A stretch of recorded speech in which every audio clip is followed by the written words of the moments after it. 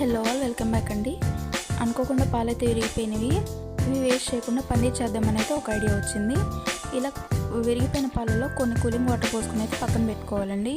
తర్వాత ఒక గిన్నె తీసుకొని దాని మీద ఒక చిల్లు గంట పెట్టుకొని ఒక చున్నీ క్లాత్ అయితే మనం సెట్ చేసుకోవాలండి. తర్వాత ఒక విరిగిపోయిన పాలను దానిలో పోసుకొని వడగట్టుకోవాలి. ఇలా వడగట్టుకున్న తర్వాత మనం కొంచెం కొంచెంగా వాటర్ పోసుకొని ఒక 3-4 టైమ్స్ వరకు వాష్ చేసుకోవాలి. అప్పుడే పన్నీర్ అనేది క్లీన్గా ఉంటుందండి. ఇలా వాష్ చేసుకున్న తర్వాత గట్టిగా వాటర్ మొత్తాన్ని పిండేసి ఒక ప్లేట్ పెట్టి ప్లేట్ మీద పన్నీర్ పెట్టి వెయిట్ అనేది పెట్టాలండి. ఎక్కువ వెయిట్ పెట్టకూడదండి, మరి అప్పడంలాగా అయిపోయింది. ఇలా 1 అవర్ వరకు ఉంచాలండి. ఇలా 1 అవర్ అయిన తర్వాత తీసి చూస్తే పన్నీర్ అయితే ఆల్మోస్ట్ రెడీ అయిపోయింది. ఇలా స్మాల్ పీసెస్గా కట్ చేసుకుంటే పన్నీర్ రెడీ అండి. ఇది కర్రీస్లోకి వాడుకుంటే చాలా బాగుంటుంది.